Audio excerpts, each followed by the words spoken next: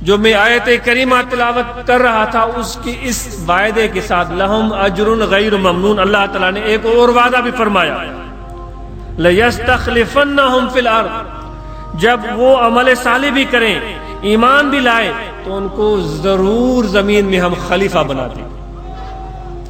اللہ کی نیابت اس کو مل جائے گی۔ دوستو، یہ نیابت بڑا اعزاز ہے۔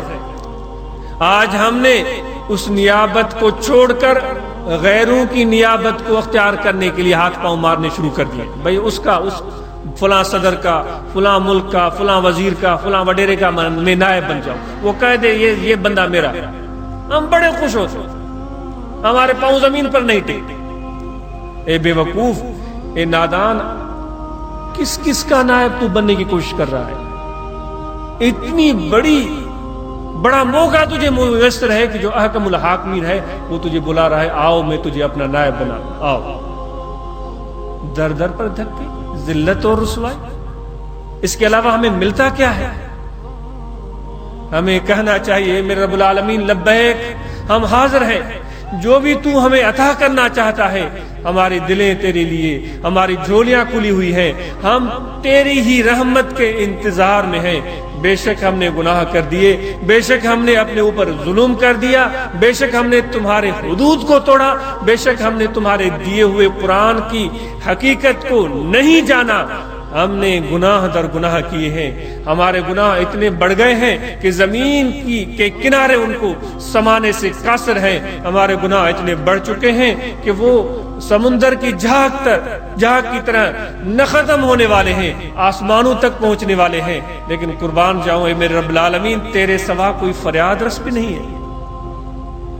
تیرے آقا کا وسیلہ، ہمارے آقا کا وسیلہ، تیرے حبیب کا وسیلہ تیری بارگاہ میں لے کر ہم التجا کرتے ہیں کہ ہمارے گناہوں کو بخش دے، ہماری خطاؤں کو معاف کر دے، اور اس مقام پر ہمیں پہنچنے کا راستہ بخش دے جو تو نے ہمارے لیے مقرر کر رکھا ہے۔ وَلَيَسْتَخْلِفَنَّكُمْ فِي الْأَرْضِ، خلیفہ بنا دیا جائے گا۔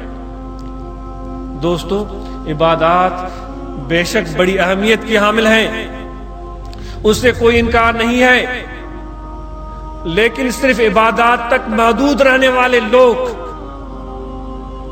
وہ دین کے باقی حصے کو چھوڑنے والے لوگ، جن کو حقوق العباد ہم کہتے ہیں، جن کو والدین، پڑوسی، بیٹے اور بیٹیاں، گھر والے، مسلمان اور جتنے بھی انسان ہیں، ان کے حقوق جو اللہ تعالیٰ نے ہم پر عائد کیے ہیں، ان سے اگر ہم صرف نظر کر لیتے ہیں تو پھر عبادات و دین کا، جس طرح کسی حدیث میں نے سنا، 10 حصوں میں سے عبادات ایک حصہ ہے، 9 حصے کچھ اور ہیں، 9 حصے کچھ اور ہیں جن کو ہم نظر انداز کر رہے ہیں۔ نماز پر تو اس لیے ہمارا شوق بڑھ جاتا ہے کہ لوگ ہمیں مسجد میں دیکھ کر ہمارے لیے اچھا گمان ڈال دیتے ہیں کہ ہاں یہ نمازی، لیکن نماز پڑھنے کے بعد اگر وہ گھر میں آ کر ایسے کام کرے جس سے شیطان بھی شرما جائے، جھوٹ بولے، لوگوں پر ظلم کرے، ماں باپ کی بے فرمانی کرے، پڑوسیوں کے ساتھ ظلم کرے، تو پھر اس کی نمازیں آخرت میں انہی لوگوں تک پہنچ جائیں گی، یہ ٹھلے کا ٹھلا، خالی کا خالی رہ جائے، کیوں؟ کس نے اپنے اوپر ظلم کیا ہے۔ وہ 9 حصے دین کے آپ اور ہم مت بھلائیں، ان کی اہمیت اتنی زیادہ ہے کہ آقا انعامدار حضرت صلی اللہ علیہ وآلہ وسلم نے بار بار ان چیزوں کی وضاحت فرمائی، اور قرآن مجید میں اللہ تعالیٰ نے فرمایا کہ میری عبادت کرو اور اپنے والدین کے ساتھ احسان کرو،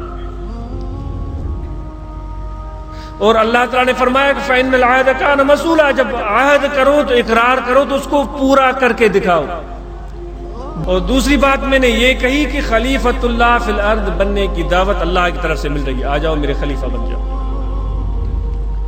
اس کے لیے شرطیں اللہ تعالیٰ نے رکھی ہیں کہ ایمان لے آؤ اور عمل صالح کرو، حضور کے فرمان پر لبیک کہتے ہوئے ایمان لے آؤ، اور حضور جو قانون آپ کے سامنے لے آئے اس قانون اور دستور کو زیر عمل لاؤ، ان کی پیروی کرو۔ بڑی حیرت کی بات ہے، خلیفۃ اللہ فی الارض کی معنی تو یہ کہی جائے کہ پوری روئے زمین کا وارث. وَلَقَدْ كَتَبْنَا فِي الزَّبُورِ إِنَّ الْأَرْضَ يَرِثُهَا عِبَادِيَ الصَّالِحُونَ أَوْ كَمَا قَالَ اللَّهُ تَبَارَكَ وَتَعَالَىٰ کہ ہم نے زبور میں بھی لکھ دیا ہے کہ میری زمین کے وارث میرے صالح بندے بنے.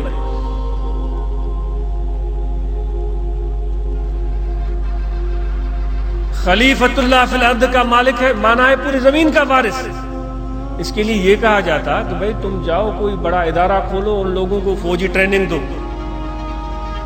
یہ کہا جاتا کہ ان کو کسی یونیورسٹی میں ڈال دو، کوئی کالج کھول کر اس میں پھینک دو، کسی بڑے ادارے میں ان کو ڈال دو، کسی بڑے ماہر و دانشور کی خدمت میں بھیج دو. یہ بات نہیں کہی گئی. بڑی حیران کن بات ہے. اللہ تعالیٰ فرماتا ہے میں مجھ پر اور میرے رسول پر ایمان لے آؤ، خلافت ملے گی، زمین کی وراثت ملے گی، زمین کی حکومت ملے گی، عزت اور آبرو ملے گی، شرف اور شان ملے گا. کیا کرنا ہے؟ ہم یہ سوچتے ہیں کہ ہمارے بچے بڑے اچھے کالج میں پڑھیں گے، بڑے انسان بن جائیں گے، ہمارے بچے بڑے یونیورسٹی میں پڑھیں گے، بڑے انسان بن جائیں گے. بے شک یونیورسٹی میں پڑھیں، بے شک کالجز میں پڑھیں، بے شک بڑے اداروں میں ان کو ڈالیں، بے شک وہاں سے وہ انجینئر بن کر نکلیں گے، بے شک وہ ڈاکٹر بن کر کے نکلیں گے، وہاں سے سب چیز ان کو مل سکتی ہے. لیکن جو چیز اللہ سکھا رہا ہے وہاں سے وہ چیز نہیں ملے گی. لَيَسْتَخْلِفَنَّهُمْ فِي الْأَرْضِ ہم ان کو اپنا نائب بنائیں گے. ضرور ضرور، تاکیدی ضرور ضرور ان کو اپنا نائب بنا دیں گے. کب بنا دیں گے؟ جب میرے رسول کے اوپر مجھ اللہ پر ایمان لے آئیں، ایمان ان کے دلوں میں داخل ہو، اور ان کے عمل جو ہے وہ قانون رسول مکرم صلی اللہ علیہ وآلہ وسلم جو انہوں نے دیا ہے اس پر عمل کر کے دکھائیں. یہ دو باتیں کر کے دکھاؤ. اللہ تعالیٰ فرماتا ہے میرا وعدہ ہے میں تمہیں زمین کا وارث بنا دوں.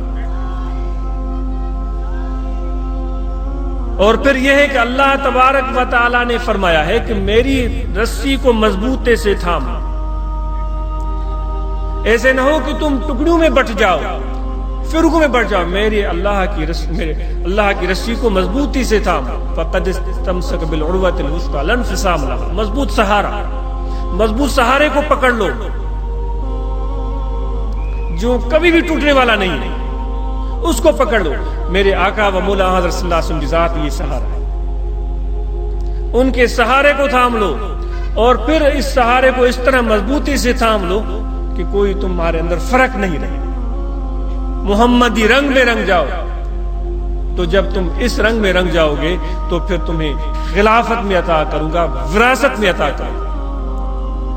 تو دوستو، بے شک تم ڈاکٹر بھی بنو، انجینئر بھی بن جاؤ، اور اس کی ضرورت ہے. سائنس اور ٹیکنالوجی کے میدان میں ہمارے نوجوانوں کو آگے بڑھنا چاہیے. لیکن جو وراثت نبوی ہے، وراثت مصطفی ہے، فیضان نبوی ہے، جو عنایت نبوی ہے، وہ چیزیں ہمارے اندر ہونی چاہیے. یہ سرمایہ ہمارے سینے میں ہونا چاہیے. کیا حسین منظر ہوگا جب ایک سائنسدان بھی ہو، ایک ڈاکٹر بھی ہو، ایک انجینئر بھی ہو، سب چیزیں اس کے اندر موجود ہوں،